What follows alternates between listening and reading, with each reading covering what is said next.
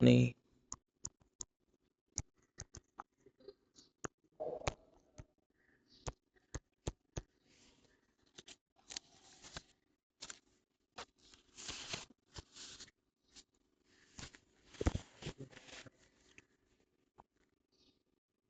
মূল সমীকরণ হলো M B equal to YT PT বা ওয়াইটি, অর্থাৎ পি হলো গড় লেনদেনের মূল্য, টি হলো মোট লেনদেনের সংখ্যা। মূল্যস্ফীতির মূল কারণ হিসেবে অর্থবর্তন তথ্য উপস্থাপন করা হয়। মূল সমীকরণ কি? এই তথ্যের মূল সমীকরণ হলো M B equal to PT. গড় মূল্য স্তর, পিটি হলো গড় মূল্য স্তর, লেনদেনের গড় মূল্য, টি হলো মোট লেনদেনের সংখ্যা। অর্থের যোগান আর বি হলো একটি নির্দিষ্ট সময়ে টাকা কতবার হাত বদল হয় বা লেনদেনে ব্যবহৃত হয়। যেহেতু মোট লেনদেনের সংখ্যা পরিমাপ করা কঠিন, অর্থনীতিরা যেহেতু মোট লেনদেনের সংখ্যা পরিমাপ করা কঠিন, অর্থনীতিরা ওয়াই দ্বারা মোট উৎপাদন দ্বারা রিপ্লেস করেন, প্রতিস্থাপন করেন, যা রিয়াল জিডিপি সমান। ফলে সমীকরণটা দাঁড়ায় M B equal to P Y. Y হচ্ছে আয়ের প্রচলন, বি হচ্ছে আয়ের প্রচলন গতি। আয়ের প্রচলন গতি অর্থাৎ একটি আয়ের অর্থের একটি ইউনিট কতবার হাত বদল হয়। আয়ের প্রচলন গতি অর্থের একটি ইউনিট কতবার হাত বদল হয়, এক ইউনিট কতবার হাত বদল হয়। সরি, বি হলো অর্থ প্রচলন, আয়ের প্রচলন গতি অর্থাৎ অর্থের একটি ইউনিট কতবার হাত বদল হয়, অথবা এক ইউনিট অর্থ আয়ের একটি লেনদেন কতবার ব্যবহৃত হয়। অর্থ যোগান, মূল্য স্তর, জিডিপির প্রকৃত অর্থ। এই তথ্যকে অর্থের চাহিদার দৃষ্টিকোণ থেকে দেখা হয়। মানুষ ধরে রাখতে চায় M B equal to M plus P দিয়ে ভাগ দিলাম ওই পাশে, equal to V by 1/b into Y. P দিয়ে ভাগ দিলাম ওই পাশে, K equal to 1/b constant. M by B হলো প্রকৃত বাণী অর্থ, যখন রিয়েল মানি ব্যালেন্স অর্থাৎ অর্থের ক্রয় ক্ষমতা, কি একটা ধ্রুবক নির্দেশ করে মানুষ আয়ের শতাংশ। মানুষ আয়ের কত অংশ হাতের তরল আর লিকুইড হিসেবে রাখতে চায়। যখন মানুষ বেশি অর্থ হাতে রাখতে চায় তখন এটা কম হবে, তখন কি বেশি হবে, তখন তার কম লেনদেন করছে, ফলে অর্থের প্রচলন গতি কমে। কিন্তু মানুষ যখন বেশি হাতে অর্থ কম রাখতে চায় তখন দ্রুত অর্থ ব্যয় করছে, ফলে অর্থের প্রচলন গতি বেশি, ফলে অর্থের প্রচলন গতিটা বেশি হয়।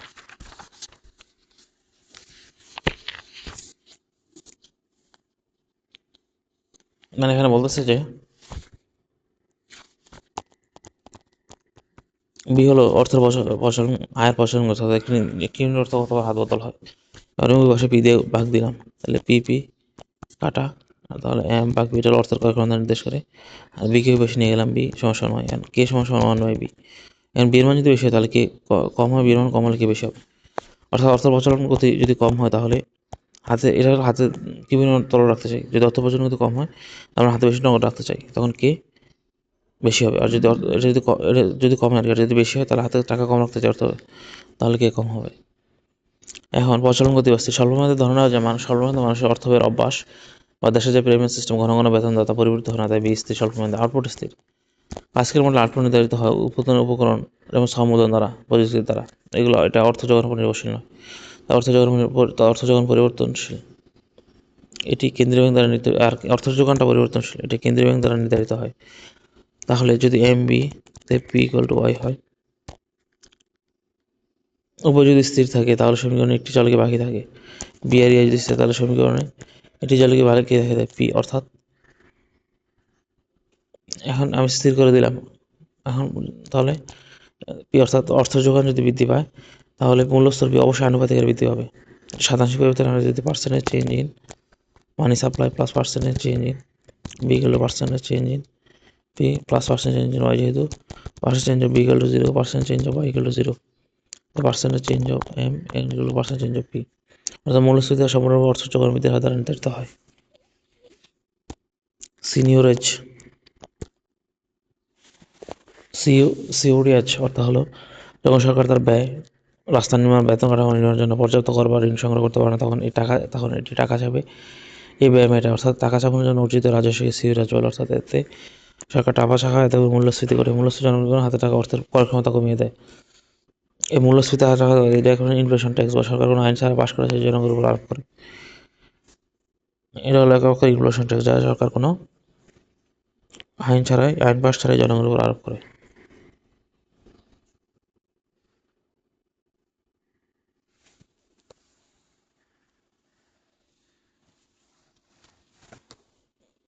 দেন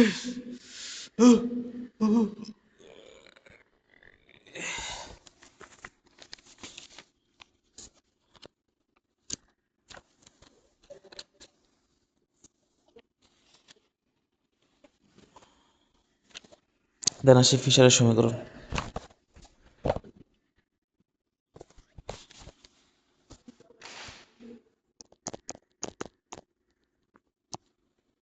ফিশার ইফেক্ট হলো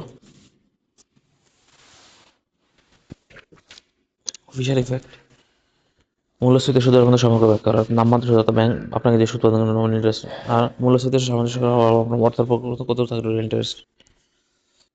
ফিশারের সমীকরণ হলো এমনিতে সমীকরণ হচ্ছে আর সমান সমান আই মাইনাস ইনফ্লেশন রেট। আর এমনিতে ফিশারের ইকুয়েশন যেহেতু ঋণ দেওয়ার পর সময় ভবিষ্যৎ মূল্যস্ফীতি জানা হয় না, তার ঋণগ্রহণের প্রত্যাশিত মূল্যস্ফীতির উপর ভিত্তি করে ঋণ দেওয়ার সিদ্ধান্ত নেয়। তাই Fisher equation equal to interest যোগ এক্সপেক্টেড ইনফ্লেশন। সেই ইনফ্লেশনকে এক্সপেক্টেড ইনফ্লেশন দিচ্ছে। যেহেতু ঋণের সময় প্রকৃত মূল্যস্ফীতি যেহেতু ঋণের সময় ভবিষ্যৎ মূল্যস্ফীতি জানা না, তা একটা প্রত্যাশিত মূল্যস্ফীতির ভিত্তি করে ঋণ দেওয়ার সিদ্ধান্ত নেয়। ফিশার ইফেক্ট হলো এই তত্ত্ব বলে যে প্রত্যাশিত মূল্যস্ফীতি যদি 1% বৃদ্ধি পায় তবে নামিক সুদের হার ঠিক 1% বৃদ্ধি করবে। অর্থাৎ প্রকৃত সুদের হার সাধারণত সঞ্চয় বা বিনিয়োগের বাজার দ্বারা স্থির থাকে। অর্থাৎ প্রকৃত সুদের হার সাধারণত সঞ্চয় বিনিয়োগের বাজার দ্বারা স্থির থাকে। এটা হচ্ছে ফিশার ইফেক্টের মূল কথা। অর্থাৎ যদি এক্সপেক্টেড ইনফ্লেশন 1% বৃদ্ধি পায় তাহলে মানবিক সুদের হার 1% বৃদ্ধি করবে। এটা হচ্ছে ফিশার ইফেক্ট। দেন আসি যে অর্থের নামমাত্র চাহিদা, অর্থাৎ টাকা হাতে ধরে রাখার সুযোগ ব্যয় হলো নামমাত্র সুদের হার বা আয়। আর আপনি টাকা ব্যাংকে রাখলে সুদ পেতেন, তো হাতে টাকা রাখলে সুদ পাচ্ছেন না। এটা হচ্ছে এটা হচ্ছে কি টাকা হাতে রাখার সুযোগ ব্যয়। আর আমরা জানি অর্থের চাহিদা এল শুধুমাত্র নামমাত্র সুদের হারের উপর নির্ভরশীল, ঋণাত্মকভাবে নির্ভরশীল। আর আয়ের উপর ধনাত্মকভাবে নির্ভরশীল। আয় বাড়লে চাহিদা বাড়ে, আয় কমলে চাহিদা কমে। আর নামে সুদের হার কমলে অর্থের চাহিদা কমে, ঋণাত্মকভাবে নির্ভরশীল। এম ভাগ পি এল মানে অর্থের চাহিদা, নামিক সুদের হার এবং আয়ের উপর ধনাত্মকভাবে আয়ের সুদের হার এবং আয়ের উপর নির্ভরশীল। অর্থের ক্রয় ক্ষমতা নির্দেশ করে এটা। নতুন অর্থের চাহিদা ফাংশন। মূল্যস্ফীতির ব্যয় ষোলোদারকে শত মূল্যস্ফীতি বেশি হলে নামমাত্র সুদ বেশি থাকে। প্রত্যাশিত মূল্যস্ফীতি বেশি হলে নামমাত্র সুদ বেশি থাকে। তখন ব্যাংকে বেশি টাকা রাখে। ব্যাংক আবার টাকা তুলতে যাতে যথার্থ লাভ হয় হার উপর করতে। সো রেস্তোরাঁ প্রতিষ্ঠানে বারবার পণ্যগুলোদেরকে মেনু পরিবর্তন হচ্ছে, ব্যবহারের menu cost, show cost, menu cost. এটা হলো cost of expected inflation. Unexpected inflation হলো সম্পদের পূর্ণ বন্টন বিবেচনা করা। এটি বেশি ক্ষতিকর যে যদি প্রকৃত মূল্যস্ফীতি যদি প্রত্যাশিত মূল্যস্ফীতির চেয়ে বেশি হয় তবে ঋণগ্রহীতা লাভবান হয়। ঋণগ্রহীতা আর ঋণদাতা ক্ষতিগ্রস্ত, কারণ ঋণগ্রহীতাকে ক্রয় ক্ষমতার অর্থ টাকা দিয়ে, কারণ ঋণগ্রহীতা এখন কম ক্রয় ক্ষমতা অর্থ টাকা দিয়ে ঋণটাকে পরিশোধ করে। সমাজে বিশৃঙ্খলা তৈরি করে। আরেকটা বিষয় হলো বেকারত্ব আরও আরোপ করে। আচ্ছা, বেকারত্বের ব্যয় কি? বেকারত্বের ব্যয় হচ্ছে স্বাভাবিকভাবে বেকারত্ব মানুষ আয় কেড়ে নেয়, জীবনযাত্রার মান বজায় রাখা কঠিন হয়ে পড়ে। অর্থনৈতিক ক্ষতি, মানুষ বেকার থাকে তখন জিডিপিতে কন্ট্রিবিউট করতে পারে না, অবদান রাখতে পারে না, তখন সম্ভাব্য জিডিপি ও জিডিপির মধ্যে গ্যাপ তৈরি হয়, লস হিসেবে দেখা হয়। আনইভেন কস্ট, বেকারত্বের ব্যয় সহজে সমন্বয় বহন করে না। অর্থনৈতিক মন্দা মহামারীর সময় চরমদের মানুষের আয় সবচেয়ে বেশি আর্থিক ক্ষতিগ্রস্ত হয়। আমাদেরকে ধনী শ্রেণীর উপর প্রভাব।